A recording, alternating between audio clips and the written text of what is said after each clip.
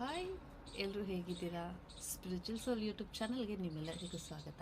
ನಾನು ಶ್ರುತಿ ನಾಗಸೇಂದ್ರ. ಸ್ನೇಹಿತರೆ, ನಾನು ಈ ಶ್ರೀ ಕೃಷ್ಣ ಲೀಲಾ ಅಂದರೆ ಕೃಷ್ಣ ಭಗವಂತನ ಬಾಲಲೀಲೆಗಳ ಬಗ್ಗೆ ಒಂದು ಬುಕ್ಕನ್ನು ಓದ್ತಾ ಇದ್ದೆ. ನನಗೆ ತುಂಬಾ ಇಂಟ್ರೆಸ್ಟಿಂಗ್ ಅನ್ನಿಸ್ತು. ಈ ಬುಕ್ಕಲ್ಲಿ ಎಷ್ಟು ಕಥೆಗಳು ಎಷ್ಟು ಇಂಟ್ರೆಸ್ಟಿಂಗ್ ಇದೆ ಅಂತ ಅಂದರೆ ಇಟ್ಸ್ ವೆರಿ ಅಮೇಝಿಂಗ್. ಸೂಪರಾಗಿದೆ ಸ್ಟೋರೀಸ್ ಎಲ್ಲ. ಇದರಲ್ಲಿ ಇವತ್ತು ಒಂದು ಸ್ಟೋರಿನ ನಿಮ್ಮ ಜೊತೆಗೂ ನಾನು ಶೇರ್ ಮಾಡ್ಕೊಡ್ತೀನಿ. ಇದು ಶಾರ್ಟ್ ವೆರಿ ಇಂಟ್ರೆಸ್ಟಿಂಗ್ ವಿಡಿಯೋ ಇದು. ಸೊ ಲಾಸ್ಟ್ವರೆಗೂ ನೋಡಿ, ಓಕೆನಾ? ಇವತ್ತು ಕಂಸನ ಬಗ್ಗೆ ಒಂದು ಸ್ಟೋರಿ, ಇಂಟ್ರೆಸ್ಟಿಂಗ್ ಟಾಪಿಕ್ನ ಹೇಳ್ತೀನಿ.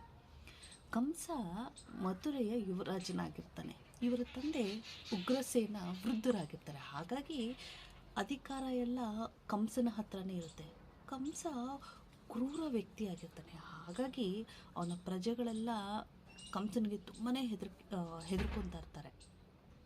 ಕಂಸನಿಗೆ ಸುಂದರವಾದ ಒಳ್ಳೆಯ ನಡತೆ ಇರುವಂತಹ ಸಹೋದರಿ ಇರ್ತಾರೆ. ಅವ್ರು ಯಾರು ಅಂತ ನಿಮಗೂ ಗೊತ್ತು ಅಲ್ಲ, ಅವರೇ ದೇವಕಿ. ದೇವಕಿ ಎಷ್ಟು ಒಳ್ಳೆಯವರು ಅಂತಂದರೆ ತುಂಬ ಸೃಜನಶೀಲ ಇರುವಂತಹ ಒಬ್ಬ ಸ್ತ್ರೀ ಅವರು ಕೃಷ್ಣ ಭಗವಂತನ ತಾಯಿ. ನಿಮಗೆಲ್ಲ ಗೊತ್ತಲ್ವಾ? ಓಕೆ. ಒಂದು ಸಲ ದೇವಕಿಗೆ ವಿವಾಹ ಪ್ರಸ್ತಾಪ ಆಗುತ್ತೆ. ಯಾರ ಜೊತೆ? ವಸುದೇವನ ಜೊತೆ. ವಸುದೇವ ಮಹಾರಾಜನ ಜೊತೆ ವಿವಾಹ ಪ್ರಸ್ತಾಪ ಆಗುತ್ತೆ. ಆಗ ತುಂಬ ಸಂತೋಷ ಪಟ್ಟಿದ್ದೆ ಕಂಸ. ವಿವಾಹ ಎಲ್ಲ ಮುಗಿದು ಅವ್ರನ್ನ ಬೀಳ್ಕೊಡ್ಬೇಕಾಗುತ್ತೆ. ಬಹಳ ಸಂತೋಷದಿಂದ ಕಂಸ ಹೇಳ್ತಾನೆ, ನನ್ನ ಸಹೋದರಿನ ಮತ್ತು ಅವರ ಪತಿನ ನಾನೇ ಬಿಟ್ಕೊಟ್ಟು ಬರ್ತೀನಿ ಅಂತ ಹೇಳಿ ರಥಕ್ಕೆ ಅವನೇ ಸಾರಥಿಯಾಗಿ ಬಿಟ್ಕೊಡ್ತಾನೆ. ದಾರಿ ಮಧ್ಯದಲ್ಲಿ ತಮಾಷೆ ಮಾಡ್ತಾ, ಚೇಷ್ಟೆ ಮಾಡ್ತಾ, ನಗ್ತಾ ಆನಂದವಾಗಿ ದಂಪತಿಗಳನ್ನು ಕರ್ಕೊಂಡು ಹೋಗ್ತಾ ಇರ್ತಾನೆ. ಈ ಸಂದರ್ಭದಲ್ಲಿ ಒಂದು ಅಶರೀರವಾಣಿ ಕೇಳಿಸುತ್ತೆ. ಕಂಸ, ದೇವಕಿಯ 8ನೇ ಪುತ್ರ ನಿನ್ನ ಸಂಹಾರ ಮಾಡ್ತಾನೆ ಅಂತ. ಈ ಅಶರೀರವಾಣಿಯನ್ನು ಕೇಳಿಕೊಂಡು ಕಂಸನಿಗೆ ತುಂಬ ಭಯ ಆಗುತ್ತೆ. ಆಗ ದೇವಕಿಯನ್ನು ತನ್ನ ಸಹೋದರಿ ಅಂತಲೂ ಕೂಡ ಮರೆತು ಅವರ ಜುಟ್ಟನ್ನು ಹಿಡಿದು ಅವ್ರಿಗೆ ಬಹಳಷ್ಟು ಹಿಂಸೆ ಕೊಡ್ತಾನೆ. ಈ ಕಂಸ ಕರ್ಕೊಬಂದು ಬಹಳ ಹಿಂಸೆ ಕೊಡುವಂಥ ಸಂದರ್ಭದಲ್ಲಿ ವಸುದೇವ ಮಹಾರಾಜ ಕಂಸನಿಗೆ ಕಾಲು ಹಿಡ್ಕೊಂಡು ಬೇಡ್ಕೋತಾರೆ, ದೇವಕಿಯನ್ನು ಬಿಟ್ಟುಬಿಡು, ನಮಗೆ ಹುಟ್ಟುವಂಥ 8 ಮಕ್ಕಳನ್ನು ನಾನು ನಿನಗೇ ಕೊಡ್ತೀನಿ ಅಂತ ಹೇಳಿದಾಗ ಕಂಸ ಯೋಚನೆ ಮಾಡ್ತಾನೆ. ಸ್ವಲ್ಪ ಹೊತ್ತು ಯೋಚನೆ ಮಾಡಿ ಅವನು ವಾಪಸ್ ಕರ್ಕೊಂಡು ಹೋಗ್ತಾನೆ. ದೇವಕಿ ಮತ್ತು ವಸುದೇವನನ್ನು ವಾಪಸ್ ಕರ್ಕೊಂಡು ಹೋಗ್ತಾನೆ ಮಥುರೆಗೆ. ಅಲ್ಲಿ ಹೋದ ನಂತರ ಅವರಿಬ್ಬರನ್ನ ಸೆರೆಮನೆಯಲ್ಲಿ ಕೂಡ ಹಾಕ್ತಾನೆ. ಇದನ್ನೆಲ್ಲ ನೋಡ್ತಿದ್ದಂತಹ ಉಗ್ರಸೇನ ಮಹಾರಾಜರಿಗೂ ಕೂಡ ಏನೂ ಮಾಡೋಕ್ಕಾಗ್ತಿರೋಂತಹ ಪರಿಸ್ಥಿತಿ ಬಂದ್ಬಿಡುತ್ತೆ.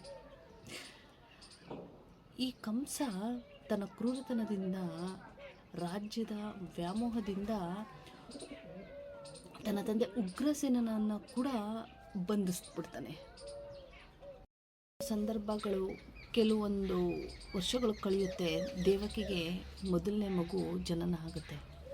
ಆಗ ವಸುದೇವ ತನ್ನ ಮೊದಲನೇ ಮಗುವನ್ನು ತಗೊಂಡು ಹೋಗಿ ಮಾತು ಕೊಟ್ಟಂತೆ ಕಂಸನಿಗೆ ಆ ಮಗುವನ್ನು ಕೊಡ್ತಾನೆ.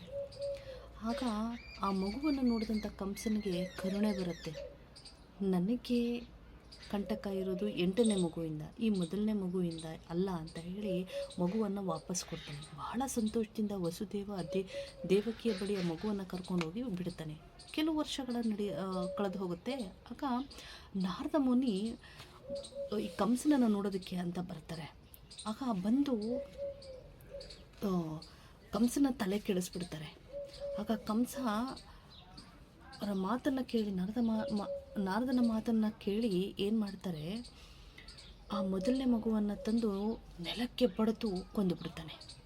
ಹೀಗೆ ಕೆಲವು ವರ್ಷಗಳು ಕಳೀತಾ ಕೃಷ್ಣ ಭಗವಂತನ ಜನನ ಆಗತ್ತೆ. ಇದು ಕಂಸನ ಬಗ್ಗೆ ಒಂದು ಶಾರ್ಟ್ ವಿಡಿಯೋ ಆಗಿತ್ತು. ನಿಮ್ಮೆಲ್ಲರಿಗೂ ಈ ಸ್ಟೋರಿ ಇಷ್ಟ ಆಗಿದೆ ಅಂತ ಅಂದ್ಕೊಂಡಿದ್ದೀನಿ. ಇಷ್ಟ ಆಗಿದ್ದರೆ ಪ್ಲೀಸ್ ನನ್ನ ಚಾನಲ್ನ ಸಬ್ಸ್ಕ್ರೈಬ್ ಮಾಡಿ, ಲೈಕ್ ಮಾಡಿ, ಶೇರ್ ಮಾಡಿ. ಮತ್ತೊಂದು ಇಂಟ್ರೆಸ್ಟಿಂಗ್ ವಿಡಿಯೋ ಜೊತೆಗೆ ಮತ್ತೆ ಸಿಗ್ತೀನಿ ಅಂತ ಹೇಳ್ತಾ, ಹರೇ ಕೃಷ್ಣ.